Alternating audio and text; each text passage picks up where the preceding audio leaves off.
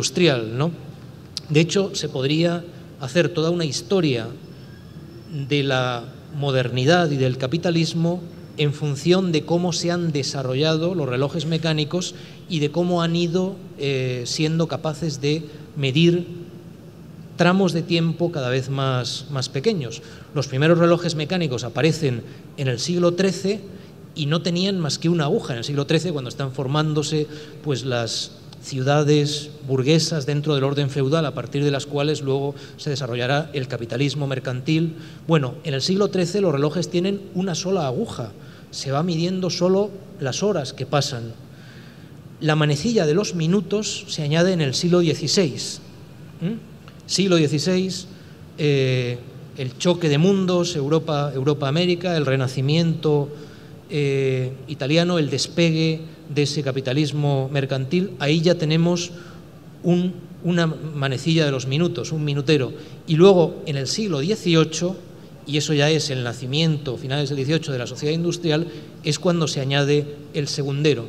Es el capitalismo el que ya necesita medir segundos y se da los medios para ello con esa clase de relojes mecánicos. Y luego ya, en fin, esto lo podríamos desarrollar hasta cómo hoy en ese capitalismo financiarizado, con esa transmisión de datos a velocidad casi cercana a la de la luz, necesita medir ya pues cronométricamente las décimas, centésimas, milésimas de segundo.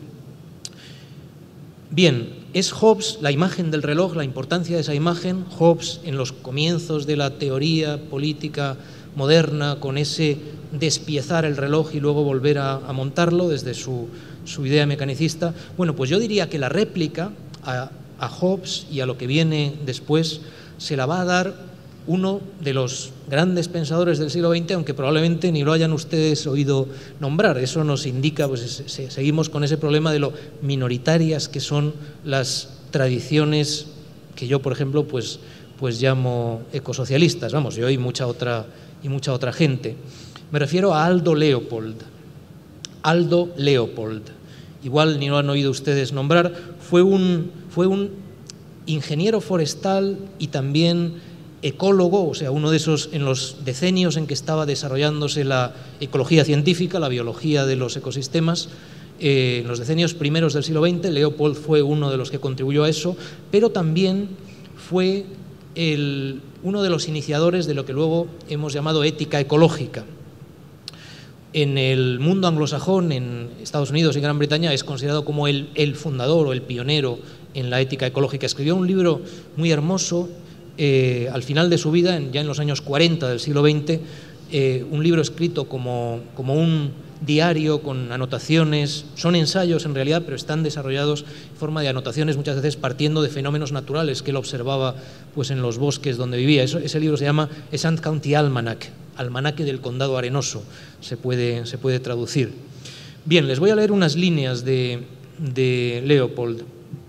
Decía: toda la ética desarrollada hasta ahora se basa en una única premisa, que el individuo es miembro de una comunidad de partes interdependientes.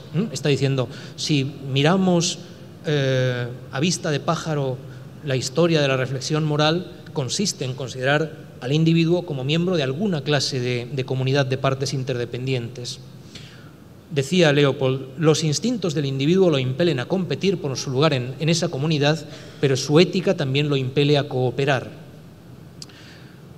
Y entonces él decía, la ética de la tierra, o lo que luego hemos llamado ética ecológica, él decía, la ética de la tierra sencillamente extiende las fronteras de la comunidad para incluir los suelos, las aguas, las plantas y los animales, dicho de un modo colectivo, la tierra. Una ética de la tierra cambia el papel de Homo sapiens, de conquistador de la comunidad terrestre, al de simple miembro y ciudadano de ella. Antes hablábamos de ciudadanía ambiental o ciudadanía ecológica. El término está ya en estos textos de los años 40, ¿no? Un ciudadano de la comunidad, él hablaba de la comunidad biótica. Esto implica respeto por sus miembros y respeto también por la comunidad como tal.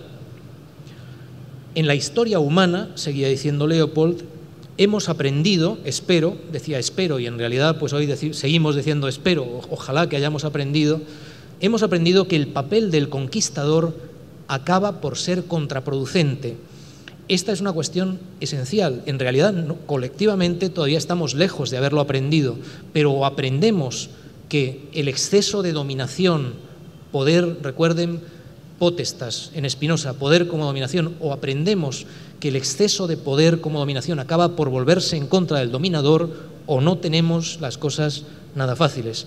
Decía Leopold, espero que hayamos aprendido que el papel del conquistador acaba por ser contraproducente. ¿Por qué? Dice, porque está implícito en tal papel que el conquistador sabe, ex cátedra, cómo funciona el reloj de la comunidad.